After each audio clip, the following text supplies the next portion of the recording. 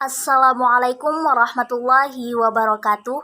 Perkenalkan, nama saya Maisah Nahda dari Lokal 1 BPGMI. Di sini saya akan menjawab tugas UAS Pancasila dengan dosen pengampu Mu'alim Ridatullah Asy'abani MAG. Nomor 1, jelaskan bagaimana penerapan Pancasila dalam kehidupan berbangsa dan bernegara, serta berikan contohnya. Pancasila merupakan ideologi dasar bagi negara Indonesia, dan untuk menjadi warga negara yang baik di Indonesia, maka harus sesuai dengan Pancasila dan UUD 1945. Pancasila sendiri memiliki 5 dasar.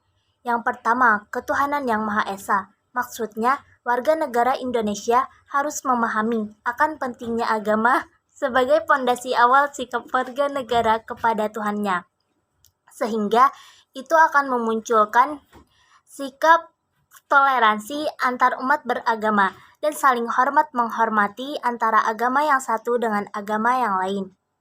Sila yang kedua, kemanusiaan yang adil dan beradab, berhubungan terhadap perilaku kita sebagai manusia yang pada hakikatnya sama di dunia ini. Contohnya, kita saling tolong-menolong dan saling membantu. Kemudian yang ketiga, persatuan Indonesia. Contohnya, persatuan warga negara dalam membangun negeri dan mampu bersaing dengan negara-negara besar yang lainnya. Yang keempat, permusyawaratan yang adil dan Sila yang keempat, kerakyatan yang dipimpin oleh hikmat kebijaksanaan dalam permusyawaratan perwakilan. Contohnya, mengutamakan musyawarah dalam mengambil keputusan bersama melalui hasil musyawarah untuk mufakat. Inilah akan tercipta lingkungan masyarakat yang damai dan tentram. Sila yang kelima, keadilan sosial bagi seluruh rakyat Indonesia. Perilaku kita dalam bersikap adil terhadap semua orang seperti yang kita ketahui bersama bahwa negara kita dibangun berdasarkan keadilan yang dijunjung seluruh negeri. Nomor 2, jelaskan bagaimana hubungan Pancasila, agama, dan negara. Ketiga ini memiliki hubungan yang erat. Negara sebagai wadah untuk kita melaksanakan Pancasila dan agama sebagai warga negara. Melalui hubungan agama dan Pancasila telah terjadi saling dukung dan saling menguatkan. Pancasila mengakui agama dan agama mengapresiasi Pancasila. Pancasila memberi ruang yang luas bagi agama yang terkandung dalam Pancasila. Pancasila adalah inti ajaran agama, sementara agama menilai positif pada isi Pancasila karena tidak bertentangan dengan doktrin agama. Nomor 3, bagaimana demokrasi dan civil society yang ada di Indonesia? Berikan contohnya. Civil society di Indonesia yang perlu digarisbawahi, yang pertama, demokratisasi tidak identik dengan liberalisasi, apalagi waternisasi, sebab pada dasarnya bangsa Indonesia memiliki nilai norma dan akar budaya dengan bangsa-bangsa barat, sehingga westernisasi yang liberal pasti tidak akan cocok dengan bangsa kita. Yang kedua, masyarakat harus mulai memahami bahwa demokratisasi tidak berarti bahwa masyarakat bebas sebebas-bebasnya.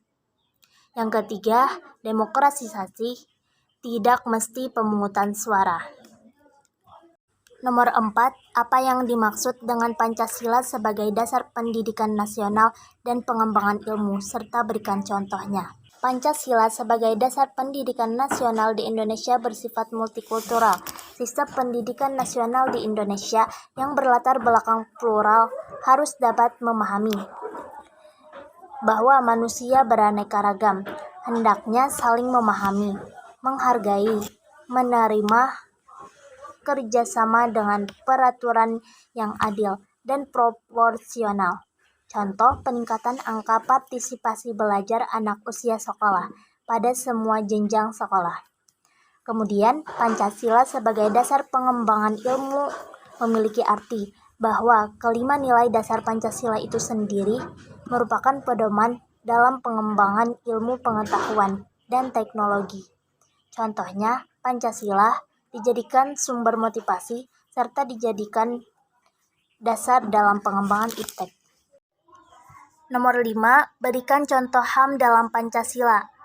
HAM dalam memeluk agama, melaksanakan ibadah, dan menghormati beda agama. Ada juga HAM memiliki persamaan derajat, hak, dan kewajiban.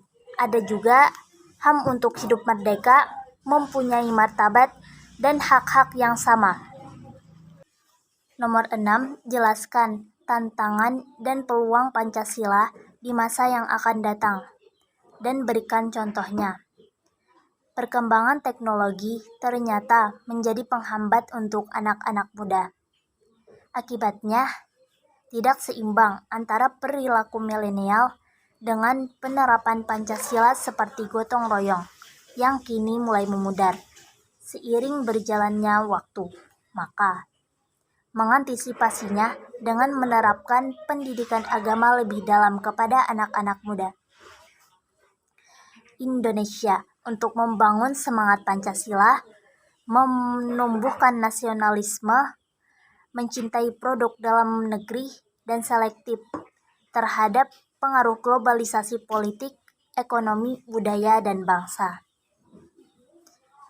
Itu saja dari saya. Wassalamualaikum warahmatullahi wabarakatuh.